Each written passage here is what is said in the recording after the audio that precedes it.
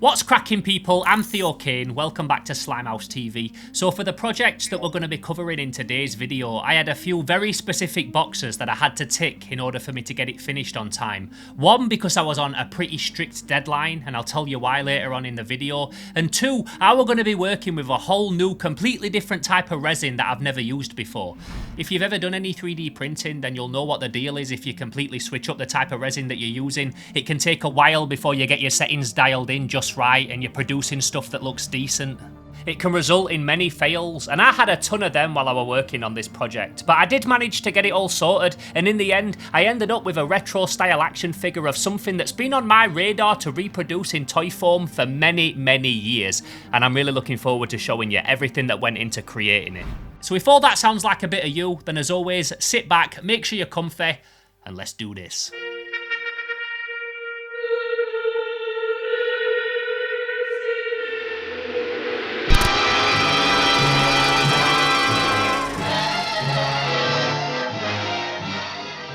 Now feel free to open this up as a debate in the comments, but if you ask me, you can't beat a good plant monster.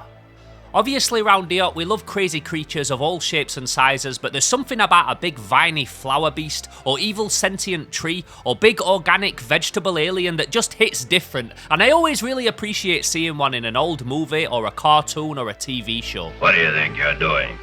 Maybe because we're so used to seeing plants as harmless, they don't move, they don't threaten us, so when you flip that idea on its head, there's something about that concept that instantly feels unsettling. Maybe it's because like fish, birds or insects, plants come in endless shapes, colours and different forms, and even though we're so used to seeing them, so many of them still look totally alien, which is another thing that I think personally makes them so good for creature design, because artists and creatives can then take little elements from real plants and transform them into something more gnarly, more strange and more otherworldly. And so for me, I just think it's that mad mix of wild organic shapes and crazy colours and that eerie sense of familiarity that we've got with plants that really does make them a perfect starting point for designing monsters. Now, although there's a ton of different awesome plant-themed monster characters from media that I love, that all have really strong action figure potential, there's one design in particular that stuck with me ever since I first saw it when I was a little kid, one that I've been wanting to make a toy of for a long time, and this felt like the perfect time to do it.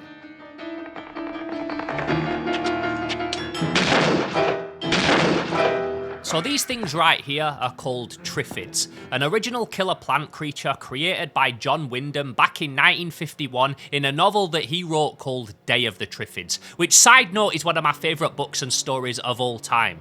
Now over the years there's been a few different screen adaptations of this book, both in movies and TV, with a few different artistic interpretations of how the Triffids look, but my favourite killer Triffid plant design is how they appeared in the old 1980s Day of the Triffids BBC TV miniseries. Now I watched this when I was very young and I loved the Doctor Who style effects and the weird eerie vibe and tone of the whole story. It's basically 28 days later, made decades before that movie even came out, and I'd love to talk more about this show in more depth, but obviously we're here for a toy making episode, so if you haven't already guessed, it's this style of Triffid that I wanted to use as the main inspiration for my new action figure creation. And I'll tell you for why. Obviously at the start of this episode I said that I was on a pretty tight deadline to get this thing finished, and I'll tell you later on in the video why that is. But if I was sculpting something like the Beat from Jet Set Radio that I did recently, I've got to think about having an anatomically correct face. It's also got to look like Beat from Jet Set Radio. He's got clothes on and a bit of armour, he's got an accessory in his hand, he's in a specific kind of pose that looks natural, all things that can add time onto a sculpt. And then like on the complete flip side to that, when I did that Huxley robot video recently, even though he's not like an anatomically correct standing up human, he's got a lot of armour that doesn't want to clip into each other when it's moving on the arm joint and stuff, lots of little details in there, so I wanted to try and avoid all that and create something like the Triffid plant that I could just have fun with. Obviously, it didn't matter if it's in a specific pose that we're naturally used to seeing, a Triffid plant doesn't even have a face. Also, the resin that I was going to be using was a really nice colour that would be perfect for a Triffid plant. And on top of all that, I've wanted to create a toy of this thing for a very long time. So all those things considered, creating my own Slimehouse version of a monster plant creature for this video and for this project and in this time limit kind of felt like a no-brainer. So for this toy, as always, I went with my usual ritual setup. I got myself something nice to drink, I threw some fitting on the telly, and opened up my go-to sculpting app, Nomad, on my iPad.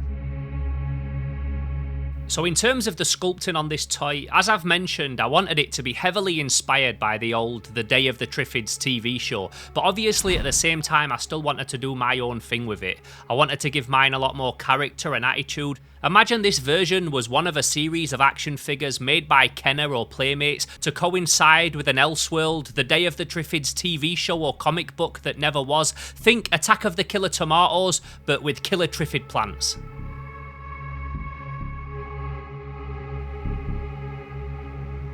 Now saying that, giving something attitude that doesn't have a face can sometimes be a little bit tricky, and there's definitely a bit of a knack to it. I think it's always really clever when an artist is able to bring something to life and give it a vibe and emotion that normally would be seen as a pretty inanimate object. Think of the lamp from Pixar, something that would normally be static with no defining features, but through the way that they animate it and have it moving around and reacting to stuff, we the audience are able to connect with it like it's a real living thing with a personality.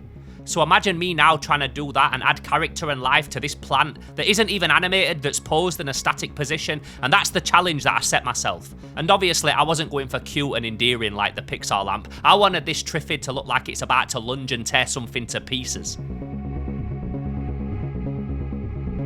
I also wanted to think about how the Triffid drags itself around and how they move and how they hunt people. So in the BBC TV series, the Triffids are mobile, but they're not super fast. They don't have vines that they can grab you with and tangle people up.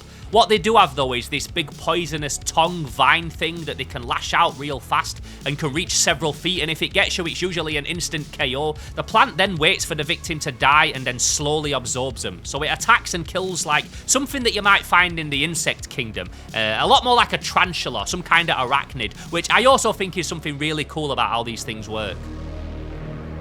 Now, because these are carnivorous plants that can uproot themselves and move around at will, their bases are basically huge clumps of mud and roots all fused together, so I thought it would be a good way to add a little bit of storytelling into the sculpt, so I added some house bricks and debris and rusty cans of beer and spray paint. This would hopefully show what era this thing is living in. It's contemporary, it's not a medieval or a fantasy killer plant. I also added the remains of a human skeleton in there as well, just because. And although I was kinda apprehensive to whether I'd be able to pull this off in such a short space of time, make something look like it had a bit of character and wasn't just a random looking sculpted plant, and also did the original BBC design that inspired it justice, I did in the end wind up with a whole new toy that I was very happy with.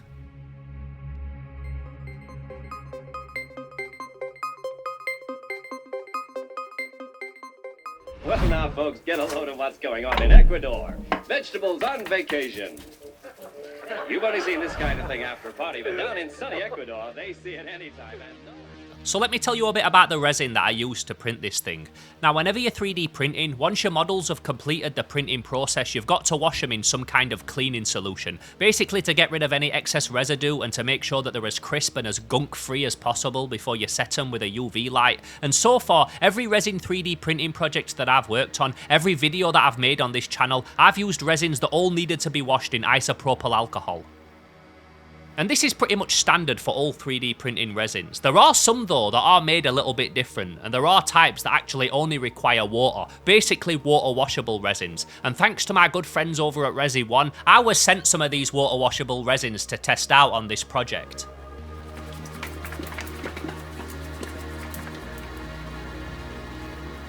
And I'll talk a little bit later about the benefits of these types of resins as opposed to ones that use IPA, but honestly, the first thing that I noticed about this resin was just how beautiful the colour was. And considering I were making a Triffid, which is a plant that's got a giant orange flower growing out of the top of it, this felt like a good omen, and also had the possibility of me being able to incorporate a bit of that transparent orange colour into the final build and final paint job.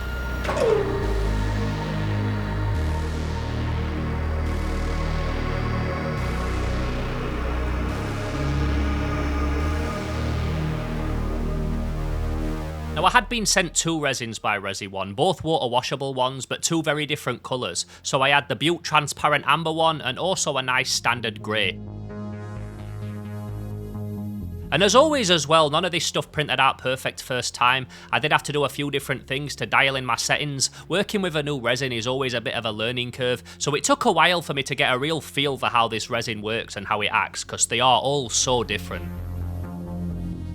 What I love about ResiOne though is these resins are specifically manufactured for 3D printing action figures, so they have a real nice plastic feel to them, and out of all of the different ones that I've used, they all add various grades of flexibility. So whereas regular 3D printing resins are brittle and snap and break easy, ResiOne has a lot more spring and flex and squish to it. Now my favourite go-to ResiOne is Tough 74, that's the one that I usually go with personally. The one that I'm using here today though, although it's water washable and means that you don't have to keep a big vat of highly flammable liquid on hand to clean it, does have some downsides, nothing major but just some stuff to bear in mind before you buy it and before you use it. So what I've found with this resin is that it's just ever so slightly more viscous than something like Tough 74, just a little bit more thick and gloopy. So when it came to dialing in my settings, I found that I got a much better result if I upped my lifting speed a bit more than usual. This basically gives the resin more time to cover the screen again before the arm goes back down into the vat. I also upped the base layer time as well, just to give it a bit more of a sturdy base, and finally I added a few more stronger supports than I normally would, just to be safe. Basically I treat this resin like the ResiOne F69, which I used to print the Rubber Keshi and the ResFubi before. So yeah, just a few things to bear in mind. Another thing that I experimented with as well is when it came to washing the models, although this is water washable resin, I decided to wash half of them in IPA as I normally would and then wash the rest of them in some water, just to see if the results were any different. And other than turning my isopropyl alcohol into forbidden orange soda, all of the separate parts, to my eye at least, all came out looking exactly the same. So long story short, like any resin that doesn't work the same as regular standard stuff, I did run into some issues with this THWW water washable ResiOne. I did have quite a few fails, but no more than I normally would have if I were using a different type of resin that I wasn't used to, that I'd not used before. And although there was a little bit of a learning curve with it, the final results were definitely worth it. And the fact that you don't have to use a big expensive vat of IPA to clean this stuff, for many people's workflow and in their workshops, this is going to be a real game changer. So once I'd got a few that I were happy with, I got them all in the UV curing machine, got them all baked, got them all set, and got them all ready for the next stage of the toy's production.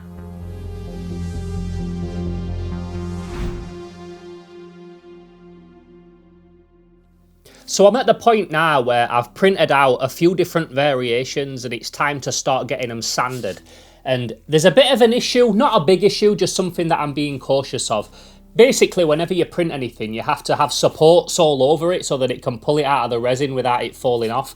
They look like the little scaffolding poles that you see me put all over things when I'm 3D printing them. And when it comes to taking them all off, you end up being left with a load of little tiny marks, like little divots. And whenever I'm placing the supports on the models, I always try and put them in places where you're not going to really see them when it's all printed. They are always going to be there, you are going to be seeing them, but I don't have them like on the face or on the top. I always try and keep them on the underside. So that's what I did with these, but there are still some support marks I need to get rid of. The issue I've got is because this is printed in transparent, it's kind of hard to see them. But then you tip it towards the light and then they're really visible, so I can't leave them there. So I'm going to sand them all off, but something else that I always have that's a really big issue when I print anything is I think that I've sanded them all off, and then when I start priming it and painting it, then I start noticing loads more that I didn't see, because sometimes some are just more visible in different colours. There's also some shift lines and things in these. As you know, I had to print this quite a few times to get it right. So there's some big visible shift lines in some of these pieces that I'm also going to have to buff off as well. Again, stuff that sometimes you don't see until it's primed. And I also printed these out in a few different ways. So the bases, at first I printed this one hollow with drain holes, but it was starting to warp a little bit. So I decided to just completely hollow all the base out on these grey ones. So these are really nice, used a lot less resin, and these came out pretty perfect. And at first I tried to print out these heads hollow as well, but the thing is, even when you print something hollow, there's still a bunch of supports inside, which are visible once they've snapped off, once it's cured and things. And I want to have part of this transparent amber showing as part of the paint job, and if I want to do that, I don't want little support marks and little poles inside the transparent resin. It just won't look good. So I went back and I printed these two out solid, but when you print something that's solid, it's obviously heavier. There's also some little mishaps here where the support didn't quite catch, so I need to file those down. So by the time that I got to this one, which is the last one, which is the strongest, but it's still got some shift lines in it and things, I'd actually ran out of the amber resin, so I had to mix in a little bit of translucent stuff.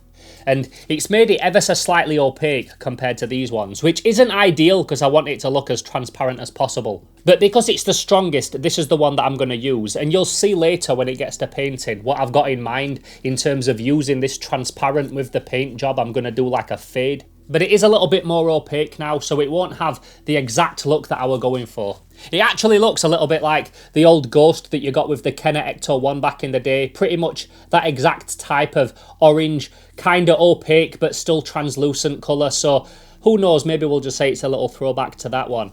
But either way, I'm going to get on with some sanding now because I know it's going to take quite a long time. I'm going to start with quite a coarse buffing cup and then I'm going to move up to something softer and try and get it a little bit shiny. But we'll see how we get on. We'll see how we get on.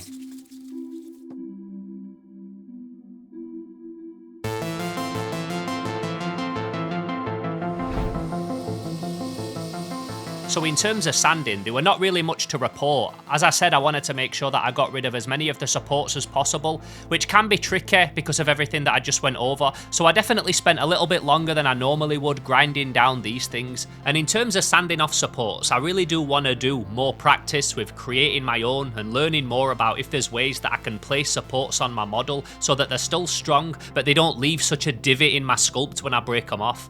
I know that Lychee Slicer does have a function where you can create your own, and I have experimented with them a little bit, but not too much, so if anybody's got any good advice, then please feel free to share it in the comments below, because I'm really trying to reduce the amount of support marks on my models these days.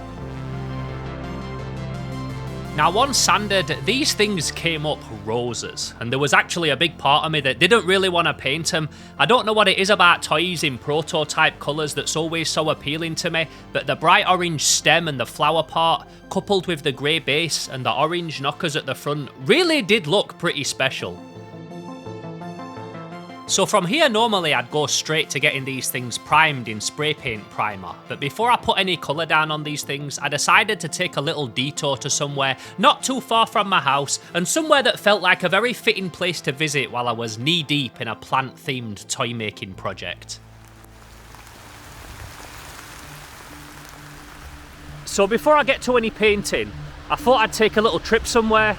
One, because it's nice to get out of the studio when you've been in there for a while, even when it's a very rainy day like today. And two, because I wanted to get a little bit of colour inspiration. I wanted to go somewhere where I could find some things that inspire me, and also might even have some carnivorous plants as well. So right about now, I'm going to take you to what is possibly the most gangster spot that I've ever taken you along to here on Slimehouse TV.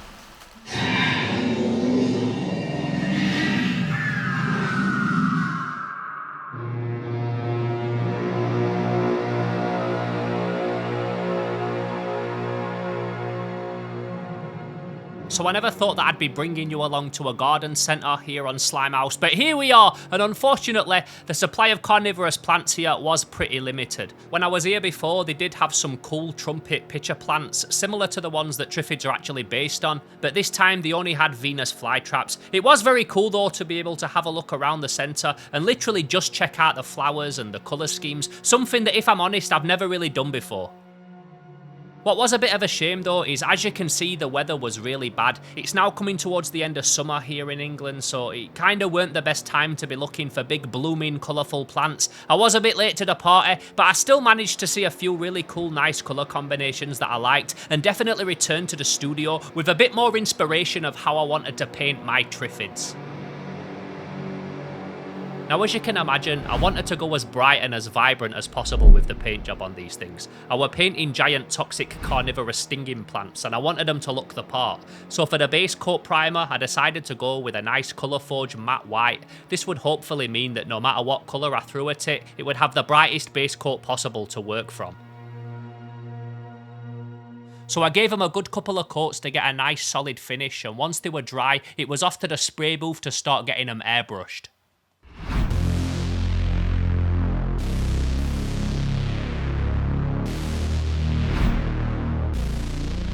Now for me personally, whenever it comes to airbrushing, it's often a little bit touch and go. I have some days where I can do it for hours and it's an absolute joy to do and I get awesome results, and then I have other days where it feels like no matter what I do, no matter how much I clean the guns out, no matter how much I try and get my paint to the perfect consistency, it just doesn't want to work properly, and this was definitely one of those days.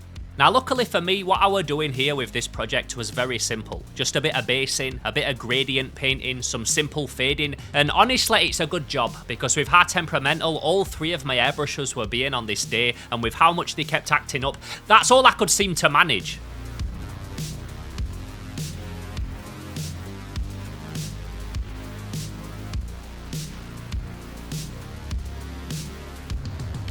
Now although I were having problems with my airbrushing and everything took a bit longer than it usually would have, and also as I mentioned earlier, for reasons that I'll tell you about in a bit, I was on a very tight deadline to get these finished, I did manage to get done what I needed to on them, even experimenting with two completely different variant colour schemes as well. And so from there I moved everything over to my central work table area so that I could do the rest of the painting and some of the more finer, more refined details with a brush by hand.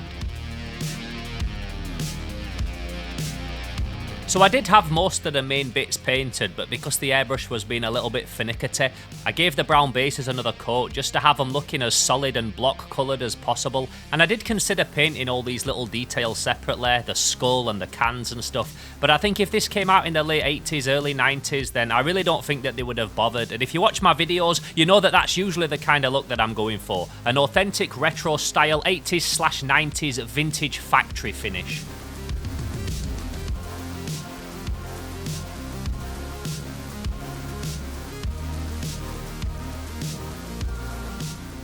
Something else that I also ended up doing as well, which I didn't actually plan to, as I were just going to leave them sculpted in, is painting these veins down the side of the stems. I just thought they might look a bit more alien and otherworldly and made them look a bit more poisonous, and I'm sure you'll agree when you see the finished articles, it were definitely the right call.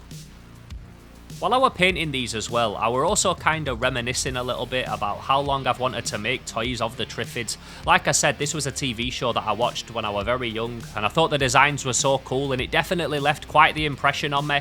I also released a video recently going through a load of my older artwork that I'd drawn as a kid and as a teenager, and the reason that I got all that out in the first place is because I was looking for a comic that I drew when I was in college that was basically based on Day of the Triffids and my love for plant monsters and creatures made up of vines and tendrils and stuff, and it featured the gecko and all my other comic characters that I'd invented at the time, and was basically just a love letter to how much I dig these kinds of monsters and these stories. And so it feels good to be able to create something killer plant / Triffid themed all these years later in a whole new art form with a bunch of skills that I've learnt since then, and to be able to now use them to make a couple of fun toys like this all these years later, and to be able to share that creative process with you lot that watch Slimehouse TV, whether it's to inspire you to make something cool for yourself, to watch an old movie or a TV show that you've not heard of before, or just to give you some entertainment to kick back to. It honestly just fills me with so much joy and makes me feel like what I do here with my YouTube does have genuine purpose.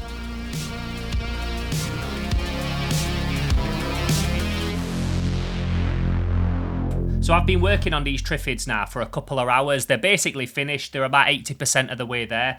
And whenever I work on a thing like this, quite often I get an idea retrospectively, if that's the right word, like after the fact, I get a cool idea and I think, oh, I wish I'd have done that. I had a very similar thing while I was working on these toys, where I thought it would be quite cool to have an axe stuck in this thing, almost like somebody tried to fight it.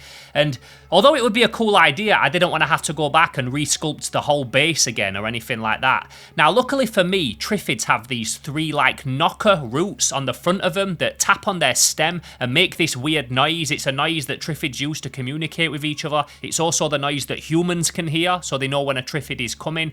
And when I made this thing, I basically had them as separate pieces that would be printed and then glued in after. So luckily, I only had to go back and resculpt an axe connected to one of these roots, and so that's what I did. Now, I did a couple of different versions. First off, I did like a long one, like a big fire/garden axe, but then I thought that looked a bit too big, a bit too invasive. It like kind of didn't need to be that big. I wanted the storytelling there, but I didn't want this thing that was like so prominent, so I went back and sculpted a smaller one, like a little hand axe. Now, this is the one that I'm going to go with. This is the one that's going to be on the final figure, or at least one of them. But while I've got these two here, this is also a very good example of how flexible this resin is, this ResiOne. Look at that. For 3D printed resin, I can just never get over it. So yeah, what I'm going to do now off camera is get this knocker painted with this axe stuck in it, get everything else finished, get everything tidied up, and then get them outside for a nice final lacquer so that they're all finished, all varnished, and all ready for their final reveal. Urgent warning. All of England appears to be infested with a strange new plant that can inflict a fatal sting. It is also rumored that this plant can uproot itself and move about. Stay indoors. Keep a constant lookout. We will return to the air with further bulletins. Stay tuned to this wavelength.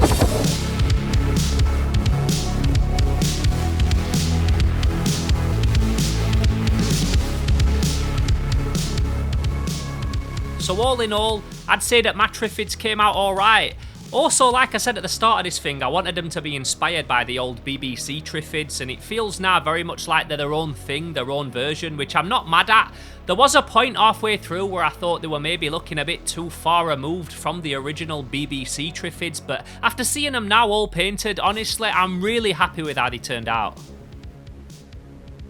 As you can see as well, I went for 2 different paint jobs just to switch things up. If you think about a toy line like the Kenner Aliens, which we've talked about many times on this channel before, they would often reuse the same molds and reproduce figures in a completely different colour to make a whole new toy and a whole new character. And I think if these existed in the early 90s and a company like Kenner made them, then they would have no doubt done the same thing with these.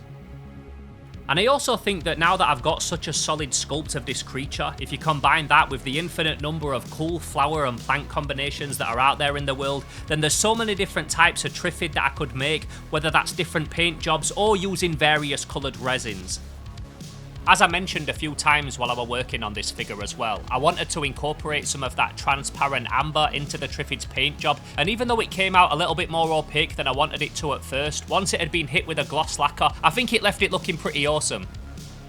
So what I'll also do, if you want to use this resin for one of your projects, you want to give it a whirl, you want to try it out, I'll put the links to both resins down in the description below. Like I've said a few times, I can't recommend ResiOne products enough. They're my go-to resin whenever I'm making toys and action figures. So if you're doing anything like this, or you just need a good plastic feeling durable resin, then ResiOne is definitely the one that I would recommend personally. So I'd love to know what you think of this creature, this design, and if you think it's good, and if you think I nailed the assignment that I set myself in terms of giving this thing attitude and character and doing a bit of storytelling with it and re-envisioning that original BBC Triffid. Also, let me know if you've watched Day of the Triffids and if you rate it, or if you're going to check it out now after watching this episode. Give me a shout, let me know down in the comments below. I always love putting people onto new stuff that they might not have checked out before. And as always, if you've got any characters that you think would be cool recreated in my style from an old game or a movie or a TV show that have never really had the action figure treatment, then again, let me know down in the comments below, and maybe one day we'll even get around to making them. But all in all, I'm genuinely happy with how these came out, and like I said, these are figures that I've been wanting to create for a long time, and I definitely think that they're going to look good displayed on my studio shelves with all the other cool toys that I've made here so far on the channel. So yeah, all in all, very, very happy. If you enjoyed this video today, then please don't forget to give it a like. Also, don't forget to give it a hype, because that's something else that you can also do now. And if this is your first time at the channel and you've enjoyed the content today, then please feel free to subscribe to it and go back and binge the back catalogue, because if you enjoyed this video, you're probably going to enjoy the other stuff that I do here on the channel as well. Speaking of other projects as well, I did say at the start of this video that I was on a really strict deadline to get this toy finished, and that was absolutely the case, because basically, as of me finishing this video, tomorrow, I leave for another country on a plane to go and cover something that I'm so excited about that is going to make one, if not two, amazing videos on the channel. So if you're into my old toy hunting episodes or videos where I go to people's houses and see their collections and see stuff that, like, you'll never see anywhere else in the world, then stay tuned for them, because yeah, from what I've seen on photos, it looks absolutely amazing and I can't wait to go and check it all out. I've also been saying for a long time as well that I'm going to be jumping jumping on a plane soon, and I've got some really big projects lined up, and this is not even connected to them. This is completely different. This is like a last minute opportunity that I got that I couldn't say no to. So yeah, I'm not going to say any more, but I should be back by now, and if all goes to plan, it's going to be amazing, and I can't wait to share it with you.